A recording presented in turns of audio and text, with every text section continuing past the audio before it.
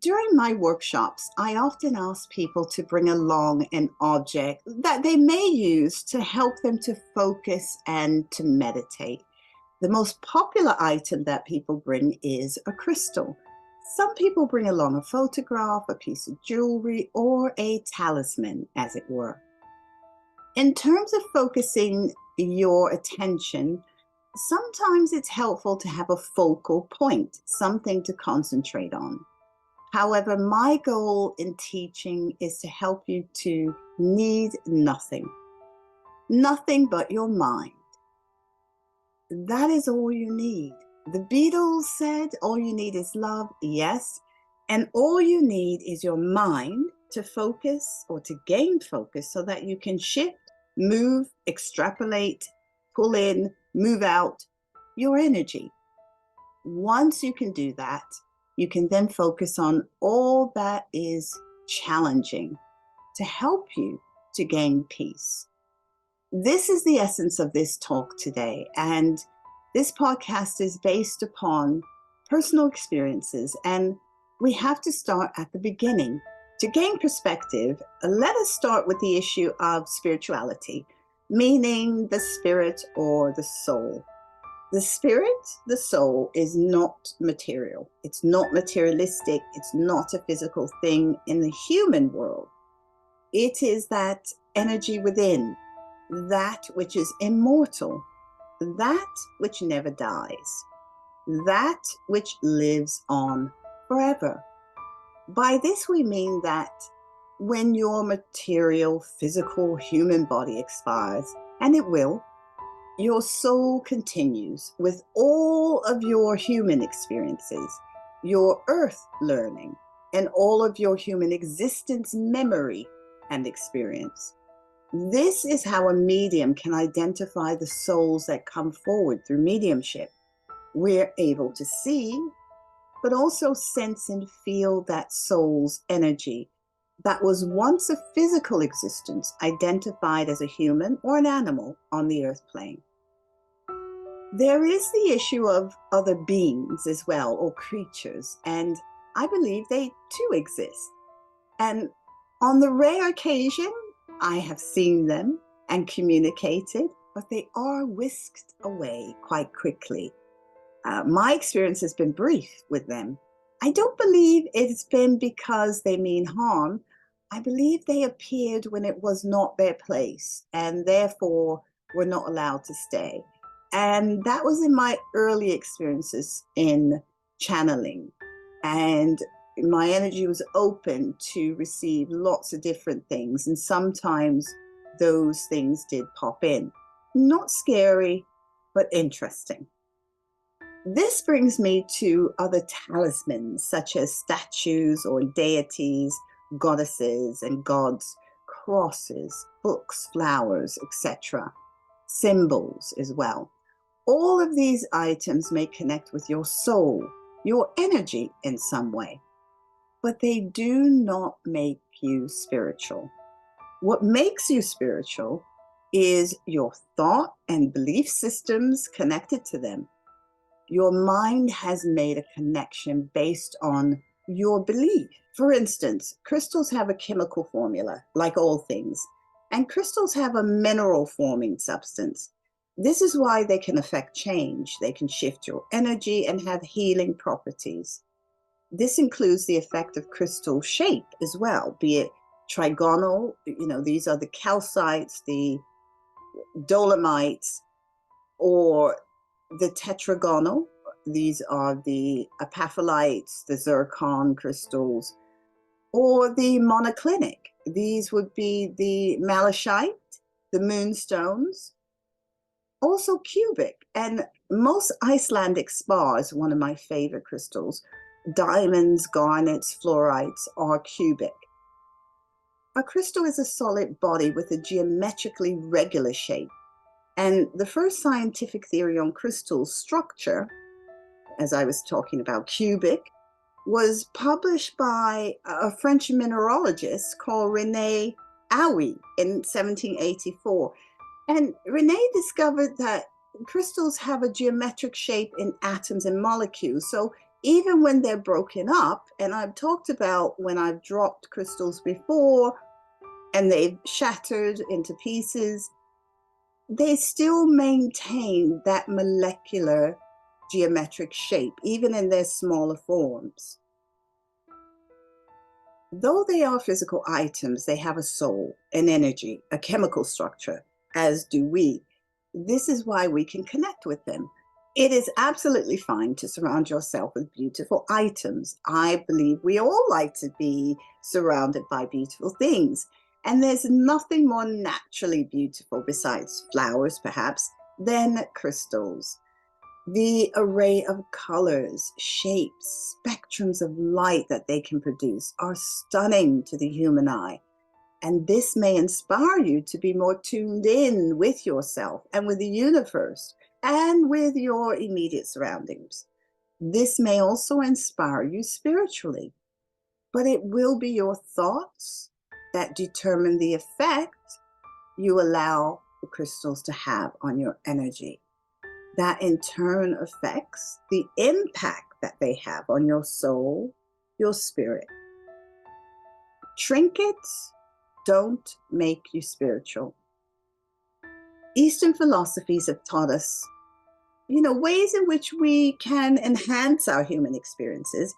And some of those, including yoga, meditation, mindfulness, all mind-body experiences, as well as singing bowls, tuning forks, drums, sticks, incense, bells, wands, clothing, rites and rituals, and of course, as mentioned before, crystals. They are taught to help us, or we are taught to use them to help us. But you don't have to travel to India to learn how to meditate. You don't need a singing bowl to focus your mind. You don't need incense to get you in the mood to focus your thoughts. However, all of these things can help to enhance your experience. They may also become a very helpful part of a ritual that you create to prepare yourself for a meditation. For instance, as I prepare for a mediumship reading, depending upon where I am, I may light a candle in preparation for my connection with spirit. I don't have to, but I may do. Not always, but it can be a part of my process. When I'm at home, I can do a number of things, like light incense, a candle, have a crystal nearby, become secluded. But when giving a public demonstration, though most spiritualist churches give us private rooms in which to meditate and prepare, I don't have to do that, but I can, and I do. But I won't have a candle. I could have, but I don't. Or incense. I just sit and connect with spirit using my special process, which is specific for me. No trinkets, nothing, just my mind. Now, I may be wearing a crystal because I love them so much, but I may not be wearing one. Crystals are jewelry as well, so some may not go with the outfit, plain and simple. In other words, I don't need them. I may choose to have them, but they're not necessary. A word of advice is when you see someone wearing a particular crystal, such as maybe rose quartz, which is known to have properties to help you to open yourself up to love, to help you to exude love. It doesn't necessarily mean that the person wearing that crystal is seeking love or wanting to bring in love. It may be that they like the colors of the crystals, or that they may go with the outfit, or that it is a talisman to help to heal someone else. You cannot try to work out someone by the crystal that they're wearing. I once asked someone about the crystal they were wearing, and it turned out that they had no idea of the properties of the stone, and that it was a family heirloom and they loved the way it looked. It was how they thought about the stone that determined its meaning to them. Though I do believe that the stone's chemical structure would either resonate with their chemical structure or not. This is why we're drawn to wear some stones one day and perhaps not on other days. If they had no resonance with the heirloom, they may have sold it or passed it on, no matter how beautiful it looked. I once bought a bracelet, a crystal bracelet from someone, but once I got it home, after cleansing it for days, I just didn't want it, plain and simple. And I gave it to someone else and they love it and they're always wearing it. Great. It simply was not meant for me. It was meant for me to buy it and give it away, but it wasn't meant for me for whatever reason. I had hummed and hawed a while before buying it as well, so that should have been a clue, but it was in my early days of learning to trust my energy. Singing bowls. So singing bowls can be used, and our energy being vibrating, our energy vibrates at a frequency, and any object that can manipulate that frequency can be helpful. So singing bowls vibrate at a frequency that changes and can help you to relax, can help you to go into a meditative state. They can be made of metal or crystal. And some of those huge selenite crystal singing bowls are absolutely stunning. And these bowls are often used in sound therapy as well, which can produce an altered state of consciousness. The sound can help with pain relief, headaches, migraines, injuries, and to help improve blood circulation. Another trinket, shall we say, that can be used is the tuning fork. And tuning forks are a two-pronged object that, when struck, produces a sound or note, and musicians often use this to tune their instruments. Some people use these in the way that singing bowls are used, although many people use this just like a bell. They would use a bell at the start of a meditation or a mantra, or they may tap something like a stick or something. And they may open their meditation with it and close it with it, like a chime, perhaps. But I want to talk for a moment about brain waves and how these sounds can help to affect change within our chemical structure. And brain waves are essential to our ability to relax and to change our chemical structure. For example, delta waves are the human being's deepest levels of relaxation and restoration and healing sleep. If you listen to my recording, Give Me Restful Sleep, I use delta waves. Because I'm not a trained musician, I didn't know how to keep my voice in a delta wave space. But what I have learned through practice and through my own practitioner practice as a hypnotherapist is to try and tune my voice to the music. And because the delta waves were there, I could keep my voice on track while inflecting particular words that I needed to help to affect change in a hypnotherapeutic state. Gamma waves stimulate your energy field, and I use gamma waves in my recordings for concentration, for focus, for motivation, to help others. And my recordings for these topics are enthused with gamma waves. And alpha waves, which is probably one of the most acknowledged and recognized brain waves, are used to help people with visualization, creativity, when you're seeking to create a path or to find new ways in which you can live and work. I use alpha waves in teaching meditation, in teaching mindfulness. And then there are theta waves, which are used in hypnotherapy. So you all know that I am a hypnotherapist, and this is the deepest of the unconscious mind, the REM dream state. My hypnotherapy training was fantastic, and we did go through all of the states. And it's really helpful too to have experienced them yourself. And this too has helped me to achieve levels of consciousness and altered states of consciousness that perhaps I would not have done otherwise. And as I've practiced it so much, I have expert experience to help others. But also, no matter what training you have to do your own research. And this helped in my practice. But it also helped me as I was learning how to manipulate my own energy field. And it helped to support my therapeutic practice. The Inquisitive Wren Podcast, the show that brings you philosophical ponderings of your life from a bird's eye view. Your mental health is a priority. Nine Peaches Therapies offers gentle and soothing therapy for your mind, body, and soul. These self-help recordings focus on improving the quality of your life by providing you what you need right now, be it confidence, positivity, restful sleep, or relaxation. The soothing, calming music has been specially composed to accompany the body of words created by me, an expert in this field, to help you to achieve the best result. Reprogram your mind using the most gentle and effective guided meditations that can help you to clear and cleanse any unwanted energy that may be negatively affecting your life. Improve the quality of your life in just a few minutes a day.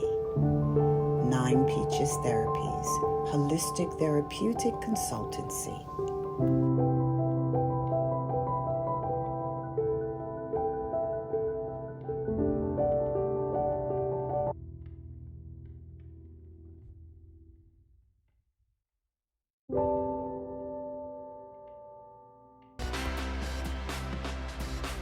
Chanting has also been known to assist in altered states of consciousness.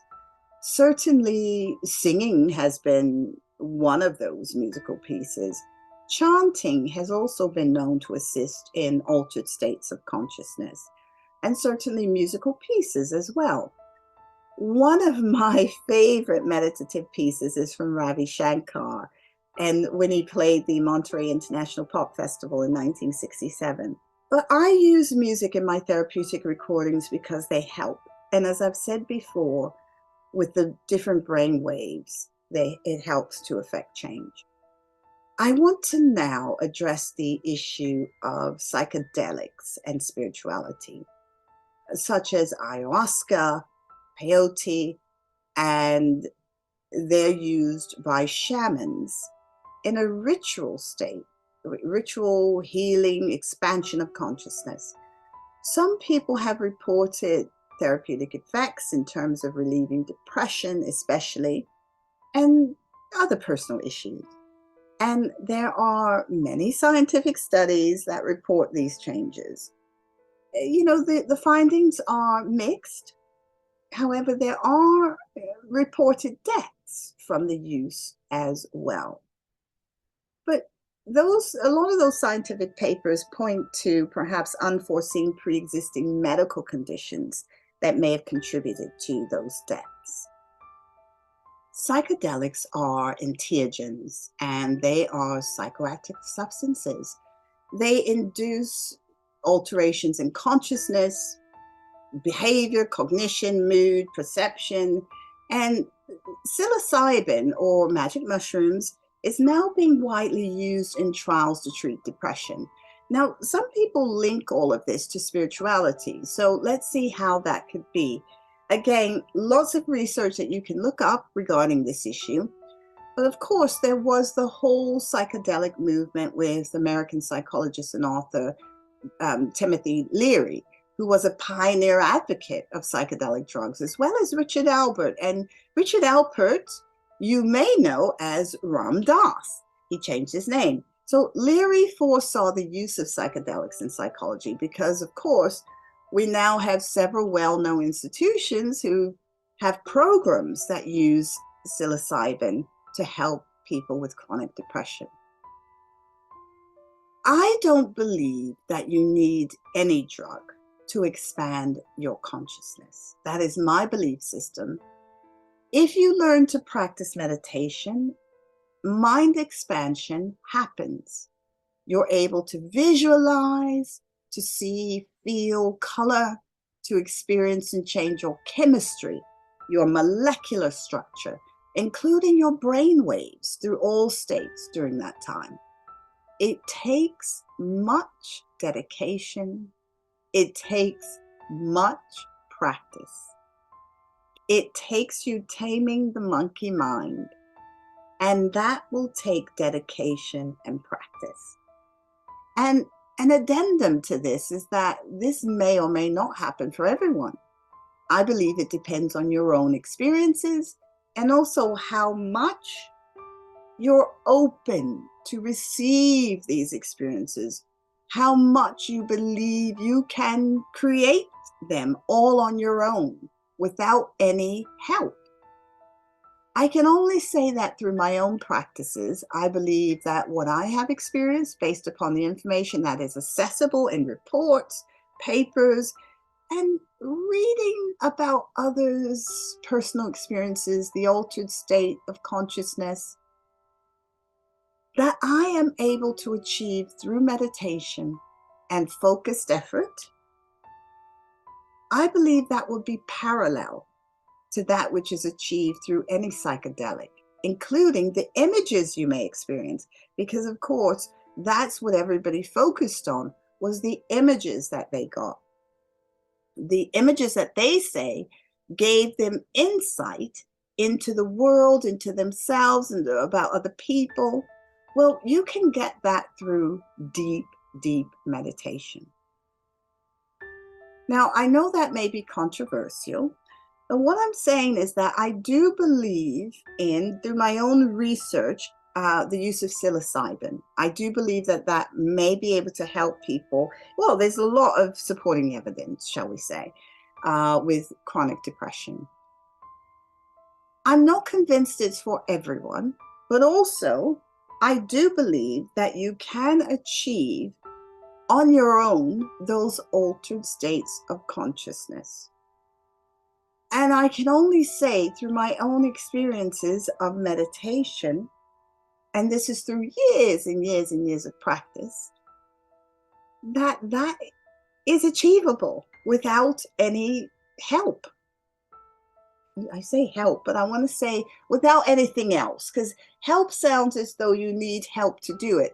And I don't believe you need help to do it. I believe you can do it on your own. Which brings me to the issue of celebrity. So I want to say this. Please do not be fooled by celebrity experiences. Celebrities have always publicized their what they would call their spiritual experiences through taking psychedelics.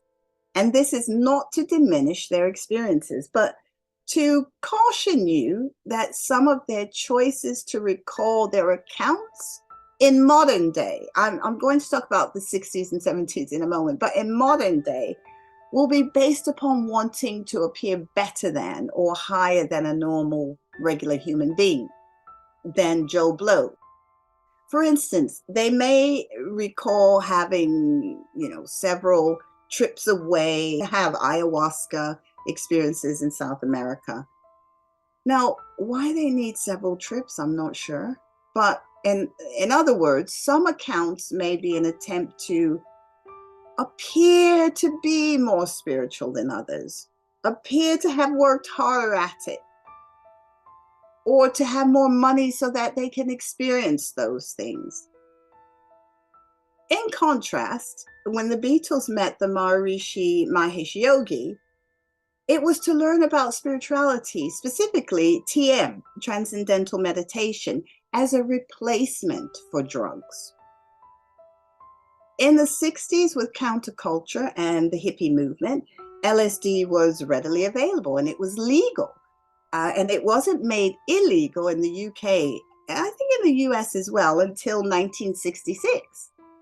So taking a tab of acid went hand in hand with smoking pot or listening to music. It was the counterculture. It was meant to help you to have a spiritual experience. The trip itself, as it was called, was to assist you to turn on, tune in, and drop out, according to Leary, to your world and humanity and your part, or the part you play within it. Much like what meditation does. I mean, this relationship with the Maharishi was fraught with disdain later on, when the guru, Maharishi, was accused of inappropriate behavior towards some women, and the Beatles eventually distanced themselves from him. I talk about the West's fascination of gurus in some of my previous podcasts, so have a little look. The moral of the story is human beings are just that. They are human and they have to find their own way. So I would encourage you to not copy or try to covet what someone else is doing or has done. Be inspired, but do not aspire to. In today's world, people must seek to have those experiences, and therefore celebrities have influence. And if you see a huge 7-foot crystal in a celebrity's home and they're hugely successful, you may believe that you need that huge crystal to gain that type of success. Not only is this untrue, but it's dangerous. Whilst a tuning fork can help a musician, it may be useless to you on your spiritual journey. Trinkets don't make you spiritual. Yes, it's nice to have nice things, nice crystals, but the smaller tumblestones are just as powerful in their energy as is a 7-foot geode. Trinkets serve a purpose, as do all things we acquire. Although they are on loan to us because we don't take them with us when we die. They have a use in our lives. This is why clutter is pointless. Having said that, some people are buried with items, so they do take them with them. But they're not likely to take a 5,000-piece crystal collection buried with them or tossed in the sea with their ashes. Everything has an energy, be it a crystal, incense, or other trinket. Overall, it may help you to have different things in your home or different things that surround you that assist you. It certainly helps me. I love crystals and I use them for healing purposes. My preference is for raw stones because of their appearance. They look so good. But more importantly, they feel amazing. Holding them, meditating with crystals, they feel great. But I do love tumble stones as well. They are great for tinctures. They're great for placing on the body for healing and meditation. So I'd like you to try this. Find a comfortable space to lie down. And after a few deep breaths, place your favorite crystal on your forehead, right between your eyebrows and just a bit above. Some call this area your third eye within the chakra system. Some call this your third eye. Focus on how it feels. If it's cold, it may change temperature soon, but it may not. Know the properties of this crystal and focus on absorbing those properties into your energy field. If you fall asleep, that's fine. If the crystal falls off of your head or any other part of your body, that's fine too. It's just done its job. Whilst I do encourage the use of crystals and other tools, I would always encourage you to try meditating first. Without them. Try both, with and without. If you've ever had a reading with me, you'll know that I encourage you to light incense, light a candle, or both to help you to relax and to prepare for your reading. I felt encouraged to do this podcast today because I wouldn't want anyone to think that they have to have a particular crystal or trinket or go to India to be spiritual or to have a sound bath. or to do a sweat lodge, or to take a hallucinogenic. You can meditate. None of those things make you spiritual. You don't need any of them to alter your concentration or to alter your state of consciousness. You don't have to have a meditation room to be spiritual, or an altar, or tarot cards, or crystal ball, or sage. All of these things and more can only enhance your experiences, but they cannot make you a spiritual being. Only your soul can do that. And to connect to your soul, you must make the effort to connect with it. In the end, it's your human body, your mind, and your soul.